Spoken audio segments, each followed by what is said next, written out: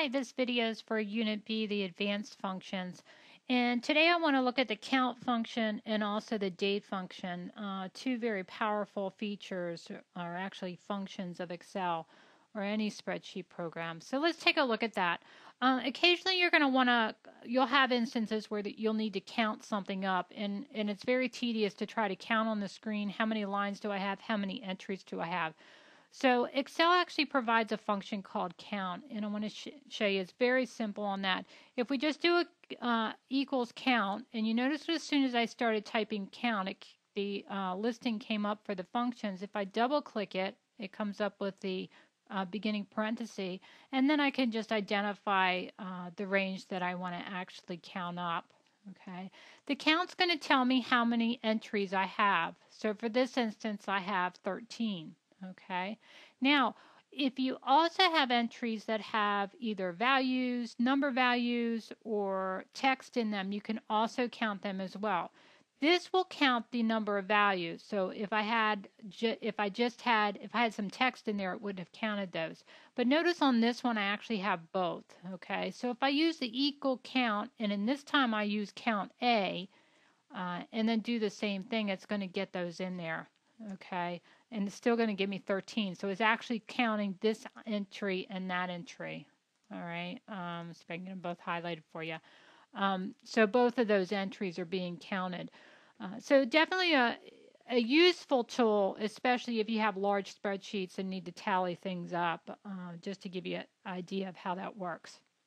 Okay, but one of the other items I want to show you, a very powerful feature in Excel, which a lot of people don't know about, is the date feature. And one good thing is, like, we could do an equal today, right? And then just put paren and mparen. If I hit enter, it should return the date of my computer, what my computer says. Okay, so I have equal. If you notice up here, I've got equal today, paren, mparen. Okay, if I use equal now, paren, mparen, what I'm going to get is the actual date and time, and that's military time. We could put some coding in here to change that. The current date and time of when I entered that. Okay, so it could have some value to you on there. But what the date function really comes into value is when you're looking at accounting functions, overdue accounts, purchase dates, trying to figure out when the due date of invoices are, all of that kind of activity. Date function will work. And any kind of activity that you have a date that you need to project out. But the only thing I have to stress on here is when you key them, you have to key them in a particular way. Okay, so I'm going to key in my purchase date. And what I haven't shown you yet is the formula menu. So let's click on menu. And notice all of these items here. We got quite a few different functionality to our formulas. So far, the only thing we've really used is auto sum, right? We've done average, count, number, minimum, max, and then we could click on more functions. What I want to look at today is a date and time. So I'm going to click on date on there. And you'll notice you'll get a function argument box that comes up. Remember I mentioned to you before we talked about function, just move it wherever it is so you can see your entries, because you're going to want to click on them.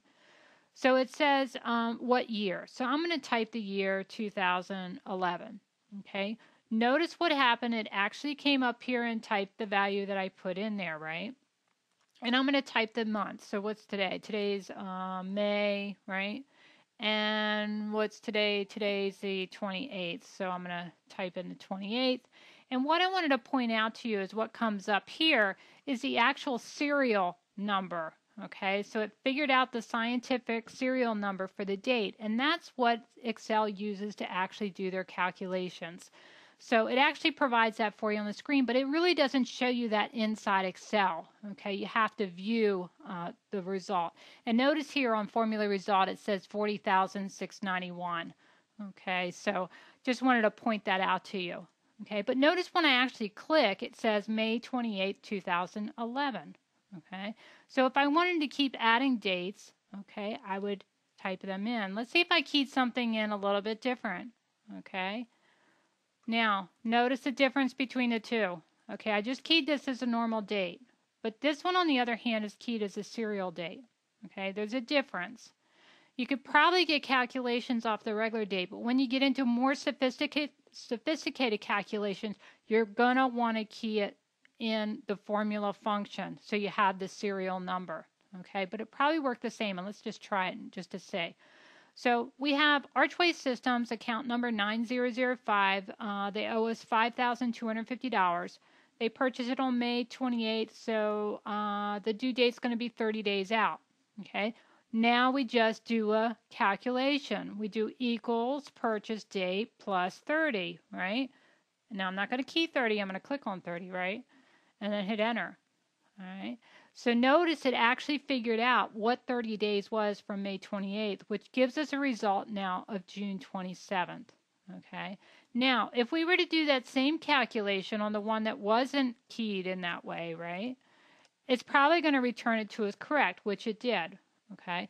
The only disadvantage, like I said, to doing this is when you get into more sophisticated type of calculations, it's not being keyed in scientific or in the serial format, which you may need.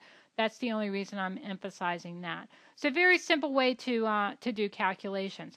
What I also wanted to point out to you is all of these different functions that are available. Very powerful function. We can actually do an end of month if you need to find out you need to do an activity at the end of month. We need to specify by net work days. What are our work days minus the holidays? By the weekday, by the workday, by the year, by a fraction of a year. All of these calculations are available inside the date function, and they're all right up here.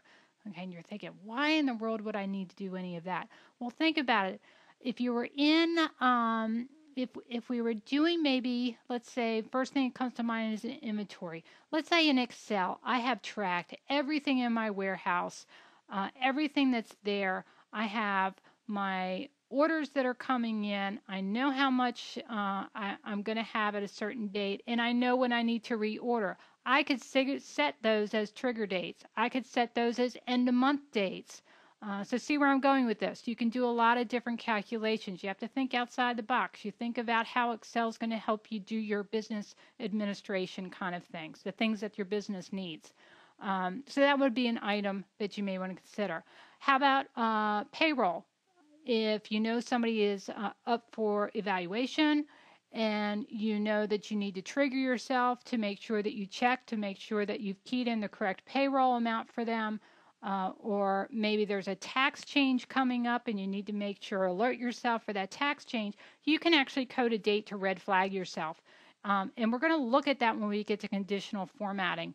And we'll show you a different way to format things to pop at you when certain things reach a certain value or when they reach a certain time. So this particular functionality will definitely help you with all of those different types of calculation. So that's about it there for the advanced date function. And looks like we're about on 10 minutes. So I'm going to cover working with more than one worksheet under a separate video. Talk to you soon.